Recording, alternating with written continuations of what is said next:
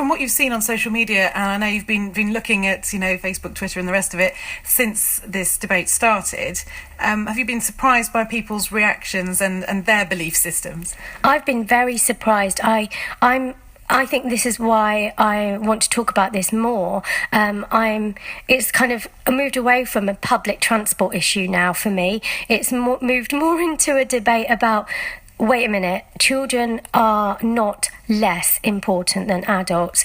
And if we continue bashing out that message, I think that is dangerous to the mental health of these children, because I feel that I'm not saying that children should be treated like, gods and goddesses either, but actually we should all be treated the same and be given a voice and be shown that we're allowed to be comfortable in our own skin, because that's really important for that message growing up, because then you feel that you've got that self-worth. Where does that self-worth come from if it isn't your home or your family or society?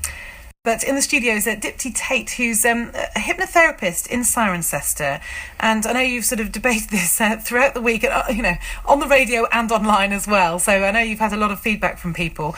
And it seems to be, we were just kind of trying to sum it up during the Dolly Parton song there. It's about who has the upper hand in society in a way, doesn't it? Yes, it seems to be that, this debate's turning into a hierarchical issue of who is more important. Of course, adults are saying, or some adults are saying, that they are more important and more deserving than children. And I'm not saying that children should be more deserving than adults either. That's not where I'm going with this.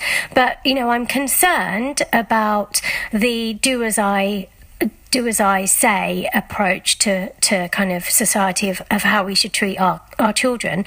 That's sort of giving children the message that their voice isn't important, or that could contribute to feelings of not feeling comfortable in their own skin even, and as we talked about before, self-esteem issues and confidence issues. And does that, from your experience, would that have an effect on self-esteem? Because in a way, if you go back a few decades, that's often the message children got, just sit still, don't say much, just be quiet, especially at the dinner table, and be seen and not heard. And yes, that's the message that used to get across to children quite a lot.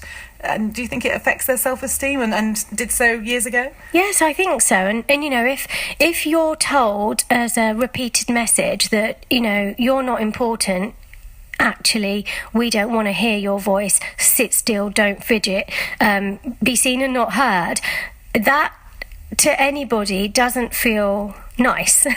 So you're going to at some level learn to just zip it, and not have that ability to give your opinion, or to be independent and have independent free thinking, because you're going to be constantly worried about what other people think, what other people say. Have you done this right? Have you done that wrong? And I think that's really, really damaging. And I see people, even as adults now today, quite a lot of people actually in my hypnotherapy practice, who have issues such as paranoia or social phobia even, because they're scared of what people might be saying or thinking or not saying or not thinking.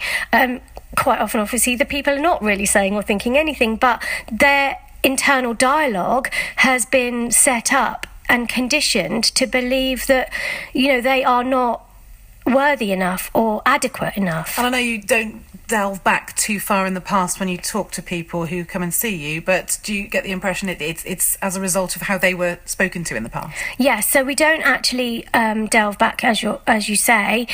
We don't dwell in the past, but we do get enough of a little bit of a history to understand where that has come from, and it usually is back from conditioning.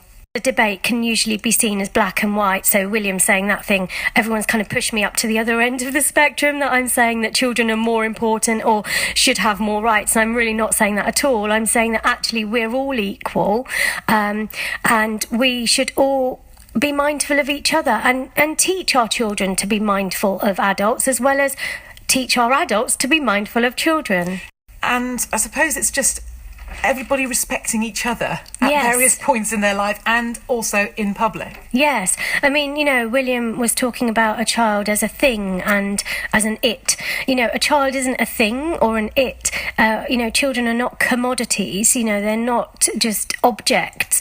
They're little human beings, and they are coding in information all the time. They're learning from their environment, they're learning from opinions around them. So we have to be really quite mindful of what those messages are that we're coding into the children. Of course we have to code in common decency in behaviour and respect and etiquette, but my point is we don't have to necessarily tell that child what to do, because the child might not listen to words, but what the child is doing is listening and watching and observing action and behaviour.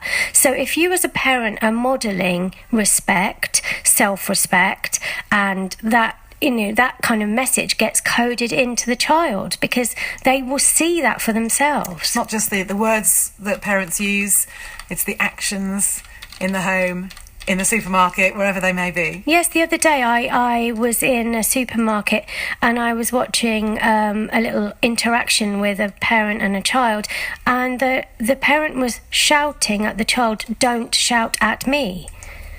And the child gets a real mixed message there. The parent is shouting, "Don't shout at me."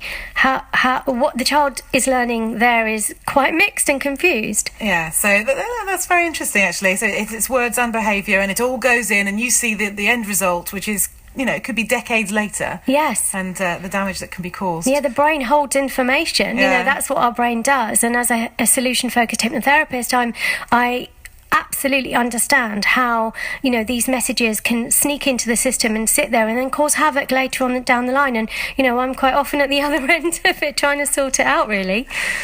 Right, we'll all be nice to each other today in Gloucestershire, wherever we are, however we travel around the county. We're going to be nice to each other today. That's what's going to happen from now on.